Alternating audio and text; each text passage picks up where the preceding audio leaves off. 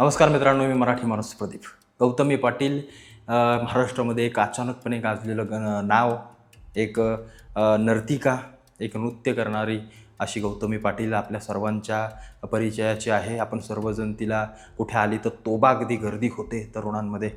सुरुवातीला जरा वादाच्या भोवऱ्यामध्ये अडकली म्हणण्यापेक्षा तिनं तो वाद फेमस होण्यासाठी उकरून काढला असं म्हणायला काही हरकत नाही आहे. काही वेडेवाकडे चित्रविचित्र चाळे करायचे, अशा सगळ्या गोष्टी करायच्या आणि त्यातून एक प्रसिद्धी मिळवायची. आजकाल त्या सगळ्या गोष्टी सगळ्या प्रसारमाध्यमांमुळे मोठ्या होतात आणि आजकाल तेच चाललं आहे. हिरोईनी काय करतात, छोटी छोटी कपडे घाला, मग ते पेपराजी ठेवा, रोज आपलं त्या स्क्रोल होत राहणं, लोकांना दिसत राहणं आणि त्यातून प्रसिद्धी मिळवणं, त्यातून पैसा मिळवणं. आणि गौतमी पाटीलनं बऱ्यापैकी या सगळ्या गोष्टी केल्या आणि स्त्रीत्वाच्या पडद्याआड दडून आम्ही स्त्री आहोत, नृत्य ही कला आहे, तुम्हाला समजत नाही का, तुम्ही बहिणीला बोलता, तुम्ही असं करता, तुम्ही तसं करता, जो एक सॉफ्ट कॉर्नर असतो किंवा जी एक नज असते ती दाबून गौतमी पाटीलने बरोबर सर्वांना शांत करून आपल्या नृत्यानं, आपल्या आदाने सगळ्यांना घायाळ करून प्रसिद्धी मिळवली. तीच गौतमी पाटील जरा अडचणीत आले. अडचणीत म्हणण्यापेक्षा माझं वैयक्तिक मत तुम्हाला सांगू का या सगळ्या प्रकरणावरती. झालं असं की पुण्यामध्ये कुठल्या तरी गाडीवाल्याला तिच्या गाडीने ठोकलं, काहीतरी मोठा अपघात झाला. ती सगळी गोष्ट घेऊन ती सगळी लोकं चंद्रकांत दादांजवळ आले. आपले चंद्रकांतदादा पाटील यांच्याजवळ आल्यानंतर त्यांनी ते सगळं गाऱ्हाणं त्यांच्यासमोर मांडलं आणि सांगितलं की अशी घटना घडली. त्या गाडीमध्ये सदर व्यक्ती म्हणजे आपल्या गौतमीताई पाटील होत्या असं त्यांचं म्हणणं आहे. ड्रायव्हर होता, पण तिच्या गाडीने असा अपघात झालेला आहे. या सगळ्या गोष्टी ऐकून दादांनी सांगितलं, आदेश दिले, फोन वगैरे घेतला की काय गौतमीला कधी उचलायचं. DCP साहेब त्यांच्याकडे हा, तर गौतमी पाटीलला काय उचलायचं की नाही?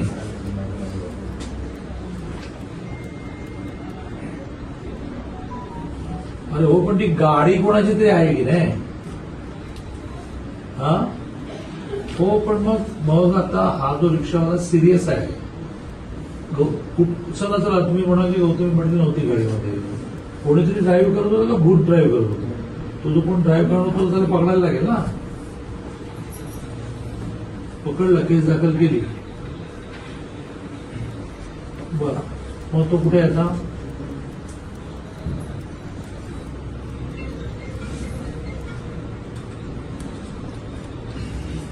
मग ती गाडी कुठे आहे?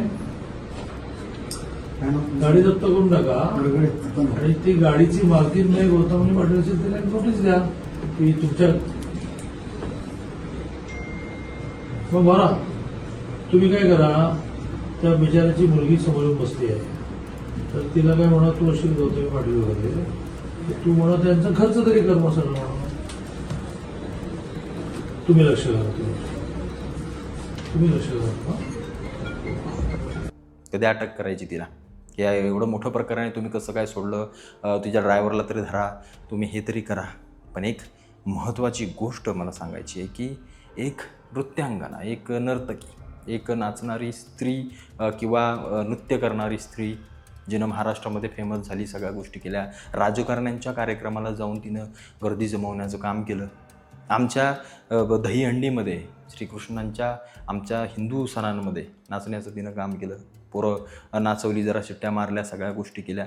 छत्रपतींच्या राज्यामध्ये नाचणाऱ्या बाया हळूहळू वाढू लागलेत. म्हणजे एकच गौतमी पाटील फक्त नाचत नाही, अशा असंख्य झाल्या. आता तर तुम्ही त्या सगळ्या सोशल मीडियावरती पाहाल तर या सगळ्या गोष्टी, पैसा मिळतो. एखाद्या कार्यक्रमाला गेलं 40-50 हजाराची सुपारी मिळते. गौतमी पाटील तर लाखाच्या खाली घेत नसेल, लाखाच्याच बाता करत असेल. या सगळ्या गोष्टी करून सोशल मीडियावरती फेम मिळवणारी गौतमी पाटील, तिला विचारतायत पोलीस चंद्रकांतदादा पाटलांना की काय करायचं, अटक करायची की नाही. घाबरतायत, भिवून आहेत. चंद्रकांतदादा पाटील बोलले की बाबा चला उचलायचं, हिला कधी उचलायचं, का नाही उचलली, या सगळ्या गोष्टी ठीक आहेत.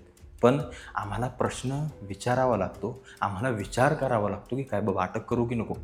गौतमी पाटीलला अटक केली तर नाचणं, खालची शिट्ट्या मारणाऱ्यांचं काय होईल? महाराष्ट्र रोष उभा राहील, महाराष्ट्र भडकून उठेल. गौतमी पाटीलला अटक झाली, महाराष्ट्र भडकून उठेल. छत्रपती शिवाजी महाराजांचा कित्येक वेळा अपमान या महाराष्ट्रात केला जातो, तेव्हा आमची लोकं काही बोलत नाहीत. महापुरुषांचा अपमान केला जातो, तेव्हा आमची लोकं काही बोलत नाहीत. आमच्याकडं भ्रष्टाचार किती चालतोय त्याच्यावरती आमची पार अगदी मूग घेऊन गप्प बसलीत. रस्त्यांना खड्डे किती पडत आहेत, लोक मरत आहेत किती, त्याच्यावरती महाराष्ट्र आमचा चवतळून पेटून उठत नाही ना निवडणुकांमध्ये कधी, त्या सगळ्या गोष्टी तो दाखवून देत. पण गौतमीला अटक झाली तर थोडीशी परिस्थिती हाताबाहेर जाईल, चिघळेल आणि महाराष्ट्र पेटून उठेल अशी भीती वाटणारे पोलीस आमचे, ज्या गुन्हेगार त्या पुण्यामध्ये ती काय कोयता बिता घेऊन गल्लोगल्ली फिरतायत, त्यांना देखील पकडायला पोलीस आमचे अगदी घाबरूनच असतात.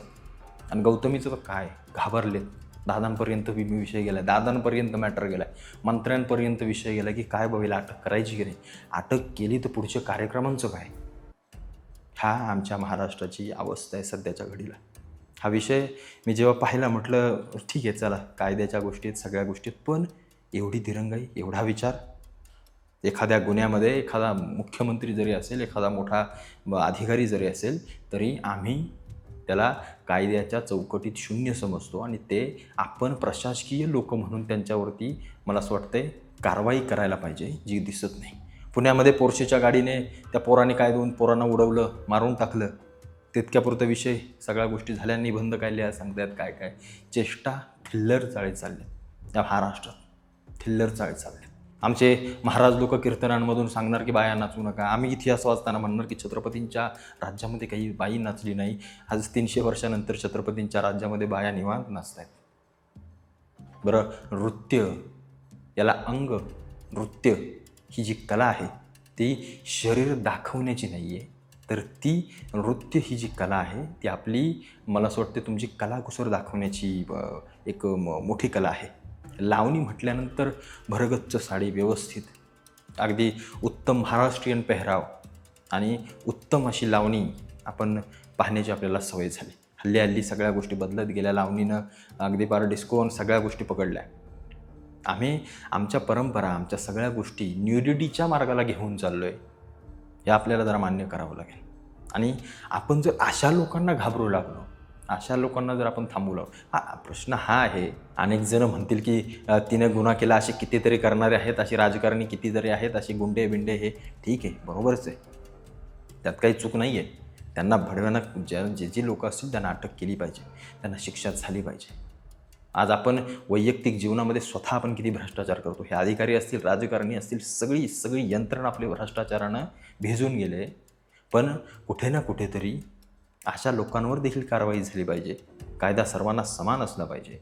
त्यामुळं गौतमी पाटीलला उचलायचं नाही उचलायचं या प्रश्नामध्ये ही सगळी लोक विचार करतायत. मला असं वाटतं तो विचार न करता तिच्यावर जे काही कलम असेल, तिनं जो काही गुन्हा केला असेल त्यात तिला अटक व्हावी या मताचा मी आहे आणि तिला त्याची शिक्षा झालीच पाहिजे. अन्यथा असं जर तुम्ही करत बसलात तर येणाऱ्या काळामध्ये गुन्हे आणि येणाऱ्या काळामध्ये अशा लोकांना अभय मिळेल, एवढंच मला फक्त या व्हिडिओच्या माध्यमातून सांगायचं होतं.